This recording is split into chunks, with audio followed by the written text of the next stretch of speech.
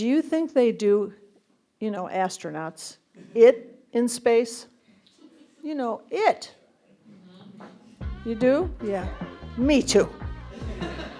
I mean, these guys are up there now for 8 months at a time, and they are notorious young buck horn dogs. Very brave. Don't take that away from them. Very brave.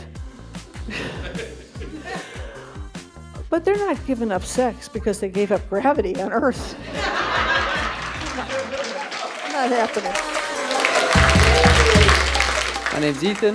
I'm Suzi's grandson. I also am the original inventor of the name Grandma Fun Fun 23 long years ago. Without further ado, Grandma Fun Fun, Suzi Chicago!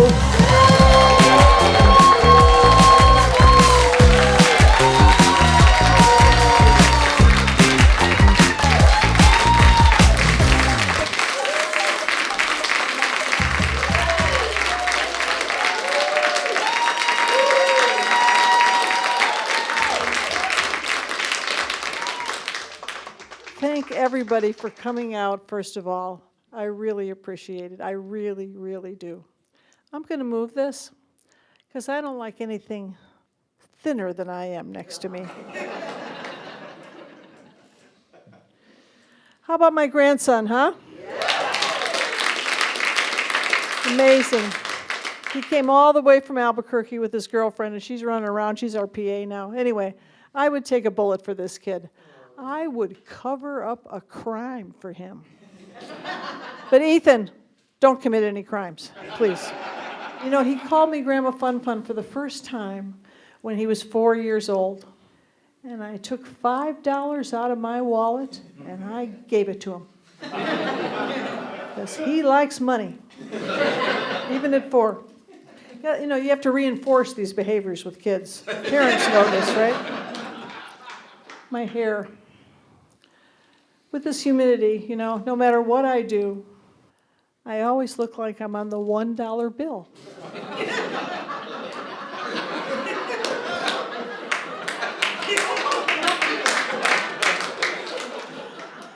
And I don't remember asking my hairstylist for that founding fathers look.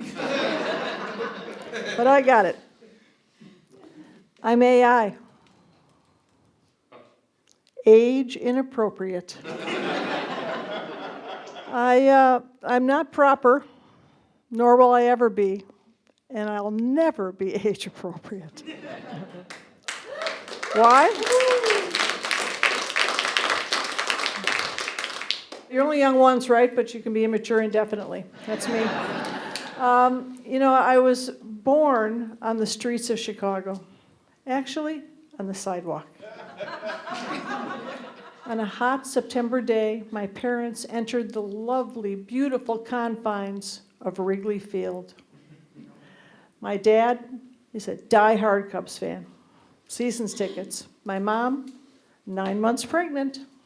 They sat down and she said to him, "Robert, I think the labor's beginning." It's going to happen to you.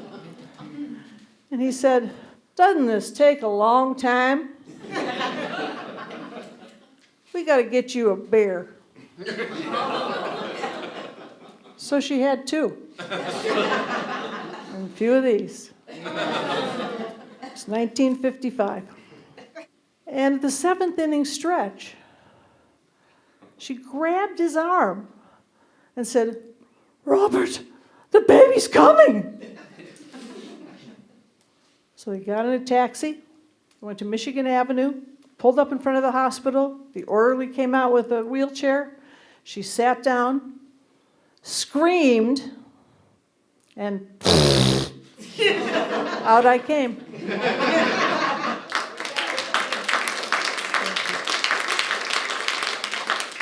I had very little to do with that. But anyway, not proper. And my dad caught me like the pop fly he's always wanted to catch. Out! And if I had been born at home, safe! And then he looked at me and he said, If we had waited 15 minutes, she would have been born at Wrigley Field. She would have made Cubs history. We'd have free tickets for life. So as you can see, I was a disappointment to both my parents. It's a humble start being born on the sidewalk of Chicago with thousands of cars going by, everyone looking. It had an effect on me, I think. I mean, I've always been the eccentric one in the family. I'm the black sheep, the creative, the colorful one. Colorful. Thank you. I don't think my family ever clapped for that. And so that is why at 69, I thought, I think I'll start stand-up comedy. They say it takes 10 years to find your comedic voice.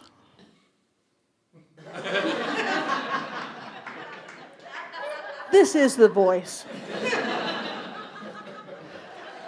And they say comedians are delusional because we want a room full of people to love us and laugh in 30 seconds.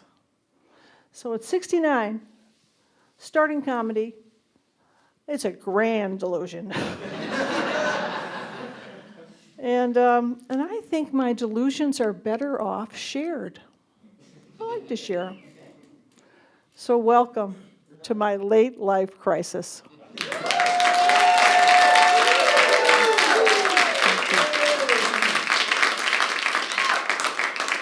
Are there any moms or moms-to-be in here? Let me hear it. Clap it up.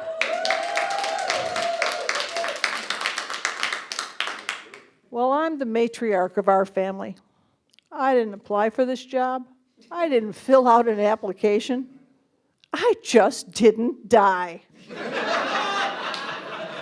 I love going to the hospital. I do. You know why? Jell-O! I love Jell-O! They give you unlimited Jell-O, all different flavors, and there's no Jell-O shaming in the hospital. So, as I was having this late life crisis, I realized I got to lose some weight. And there are no 85-year-old fat ladies. And I plan on being around. The same 20 pounds has arrived and departed more than all the flights at San Diego Airport. I worked in the entertainment business for a long time. And there was a lot of white powder going up people's noses. But you know, they never once offered it to Grandma Fun Fun. But I'm a junkie. I am. For the white powder. I love sugar. And I had to get off sugar.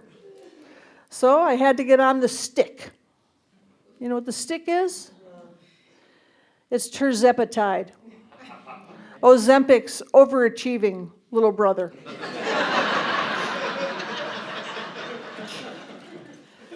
And you know, it's working pretty good. Well, I 11 pounds down, and it's good. You lose weight, but you lose your appetite, and you lose the food noise is gone. But you feel sick half the time. So every time I stick myself for 3 days, I feel like I have the flu. And you can't poop. I didn't have that problem before.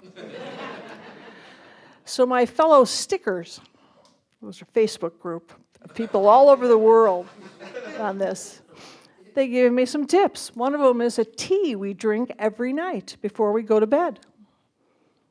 You're not going to believe the name of this tea. Smooth Move Tea.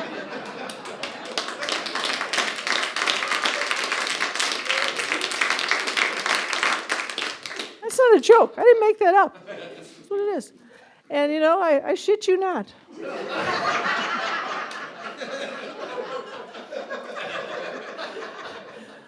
So I have tried every weight loss, every diet known to man, and then some. Nothing ever worked. It came and went like those flights at San Diego Airport. And, one of the things they told me is you got to try intermittent fasting, which is basically starving yourself. And, in the old days, we'd have to kill it, hunt it down and kill it, and then drag it back to the cave. But now, I just pick up my phone, and I'm 3 DoorDash orders away from weighing 200 pounds. So they tell you to get your steps in. You got to walk more. It's boring to walk alone. But I have an idea for a business. It's like a dog walking service, but it's a people walking service. They come to your house, put your collar on, clip on the leash, and off I go. And if they have a few dogs with them, that's okay with me. So what else do they tell you to do? Water. 8 glasses of water a day. That's a lot of time to commit to the bathroom, don't you think? And I see people walking around with these big jugs of water. Huge. And I think, what are you, coming back from the well? I thought indoor plumbing was a good thing, right? Running. I am not running. I am never running. 1, these things bounce. 2, you see people going down the street, they're running, and they look like they got a knife in their side. They look miserable. And if you ever saw somebody my age run, do you see these people? You don't know if they're going forward, or they're going backward, or they're parked. So that's why I'm on the stick. And truth be told, I don't think I can skip anymore. It's pretty sad, isn't it? Can't do it. And my big toe on my right foot seems to be taking a turn to the right, all by itself. So as you notice, I was skipping in a circle because that's what happens. How did I get this way? I grew up in a really rigid household. My mother needle-pointed a pillow that was on our couch, and it said, "You can never be too rich or too thin." The rules were posted. And she was a dietitian. We lovingly called her the Department of Weights and Measures. And, she never made anything with white flour, white sugar, or flavor. Spices?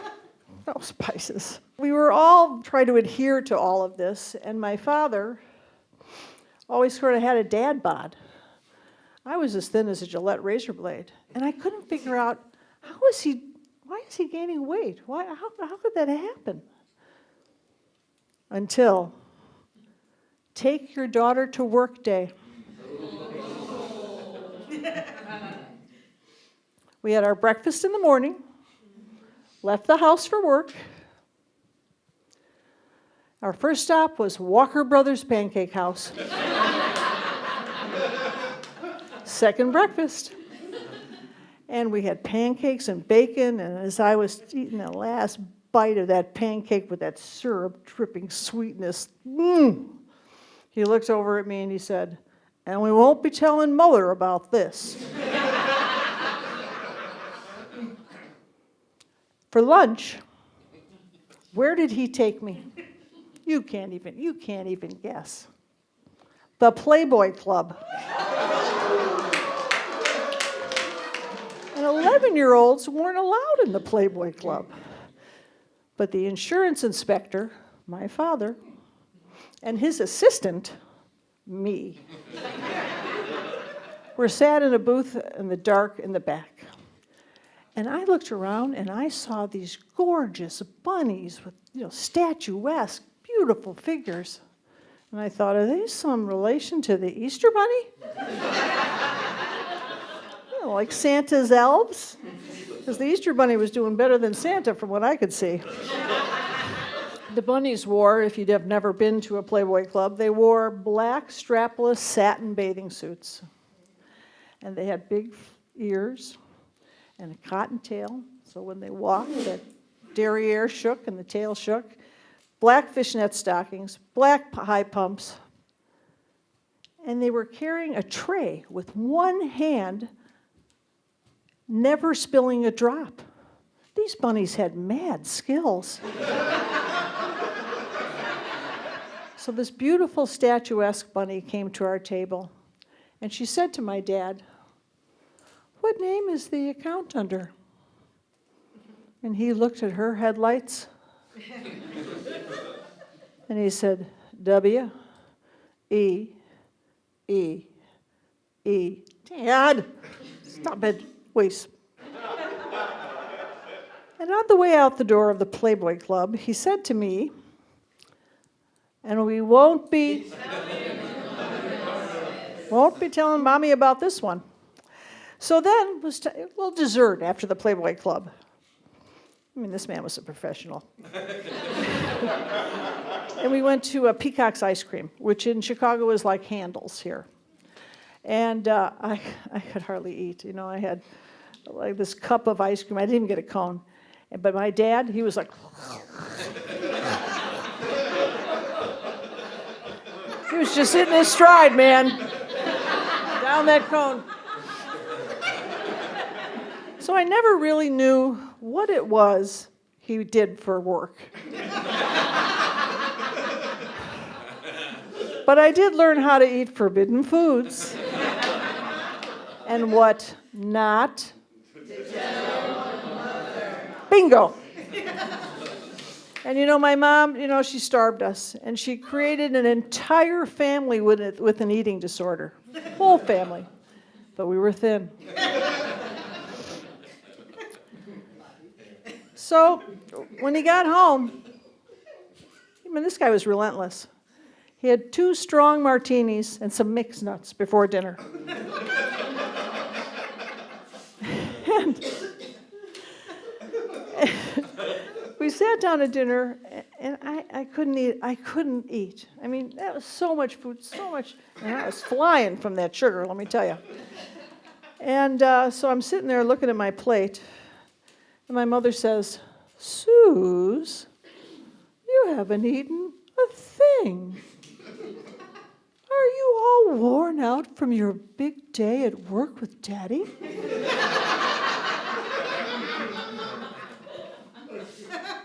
And then she looked at my father and said, "Robert, you seem to be gaining weight. What are you eating for lunch?" If she only knew.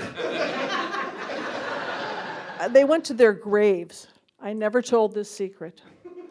But I decided to tell all you guys. With 3 cameras on me.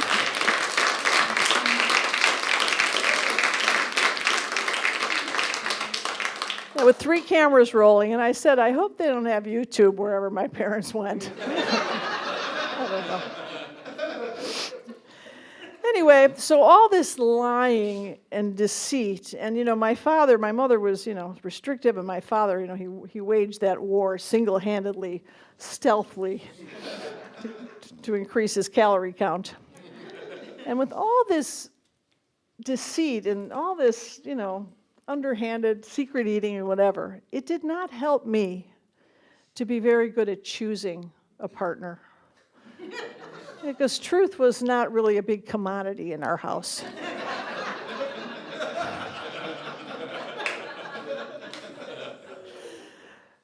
So I don't think anybody should get married once.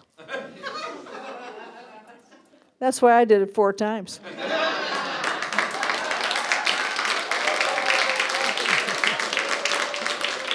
I love that my husband's clapping.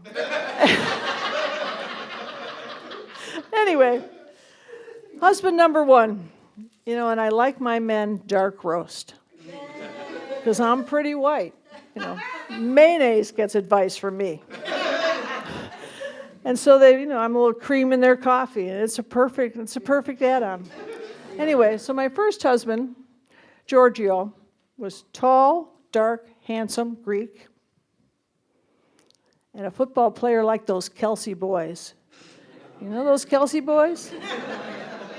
Yeah, that Taylor Swift. She picked well. I'm with her. I wasn't a Swiftie. I am now.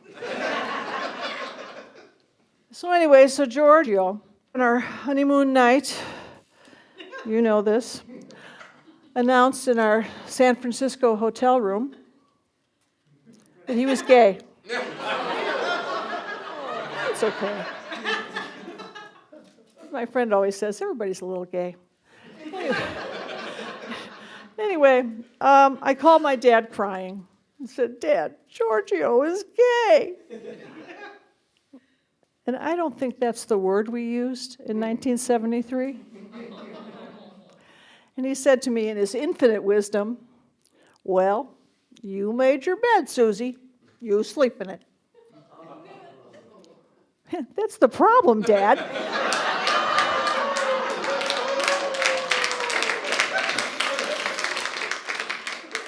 My dad, gotta love him. And so then I was looking for a guy who was not gay. The bar was pretty low.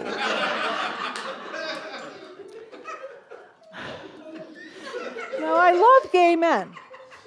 I do. To be married to gay men, not me. So, I didn't last, and I met Disco Dave. He could dance, man. He was fun. He was so much fun.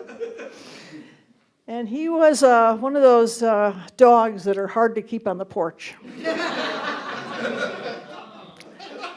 So whenever any woman came by, it might be in heat, something like that, Disco Dave considered her fair game. And like any wild dog, I took Disco Dave to the pound. So then I was looking for someone who wasn't gay, was faithful, and I met Walter.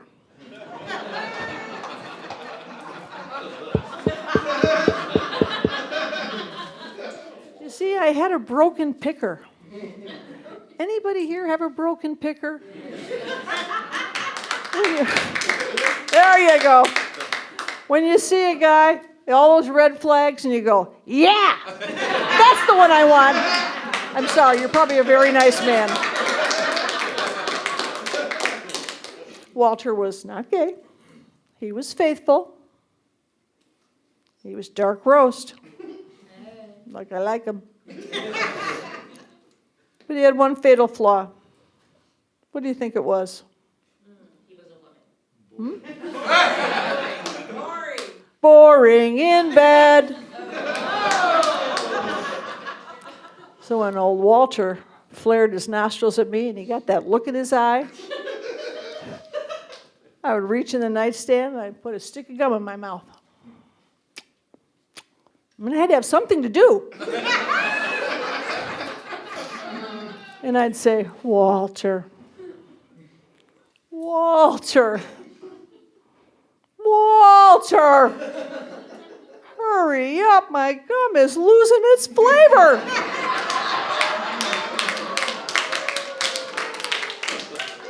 So that didn't work out. It lasted about as long as a pack of gum. 20 seconds. And then, there's more to the story. My friend said to me, well, after a lot of therapy, she says, you got to get on one of these dating sites. You got to get on, there's so many fish out there. You meet all kinds of guys. So I had a profile, and I said, I'm looking for a cowboy with a PhD who can rope and ride. I got a lot of short guys, 50 of them, with big cowboy hats and cowboy boots. And I don't think there was a PhD in all of them, collectively. So then a good friend of ours, Dr. Kronberg, introduced me to Bob. I call him Fun Bobby. Why do I call him Fun Bobby? Because he's not so much. But he's not boring. He's definitely not gay. Very faithful. Very faithful. And for some miraculous reason, this has lasted over 25 years.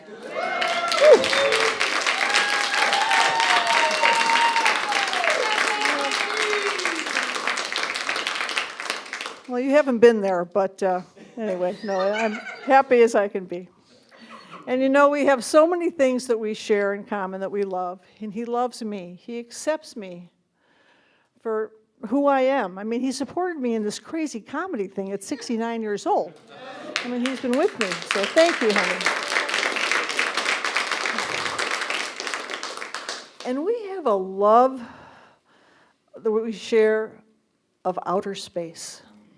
And that's not a normal thing, I know. And we're space geeks. We watch all kinds of programs about it, whatever. And he tells me he loves me and I'm beautiful every day. You know what he wants.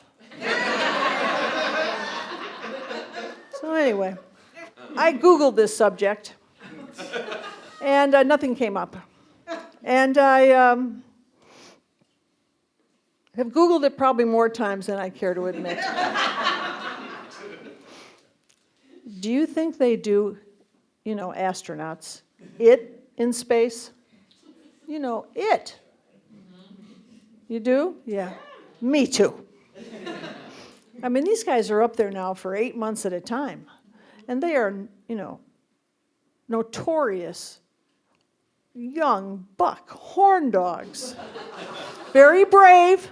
I'm not going to take that away from them. Very brave. But they're not giving up sex because they gave up gravity on Earth. Not happening. So, they send them up there for like 8 months or 10 months or whatever. And at first they sent just men. And I thought to myself, are they gay for this day? Google. Nothing. And I'm asking this for science. These are for science purposes. I thought, positions. What positions would we have in space?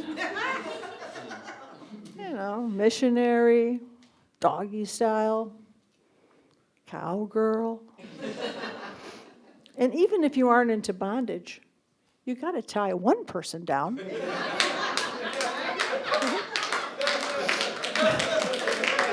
Yeah, my thinking. And the walk of shame, very short. Very short. Then they sent women up there. And I Googled that. And so what I thought to myself, I guess what happens in space stays in space. Exactly. Exactly. So that woman, Suni, they sent up there. I don't know if you know about her, but they sent her up there for a weekend to pick up some stuff. She got stuck with these guys for 8 months. And when they rescued her, her hair was sticking straight up like this.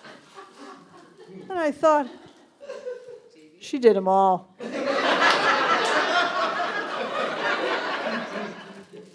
NASA doesn't like when the cameras go out at the space station.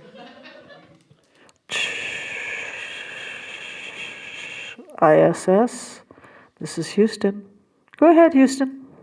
Cameras 4 and 5 are down. Would you please check them? Houston? What happens in space stays in space.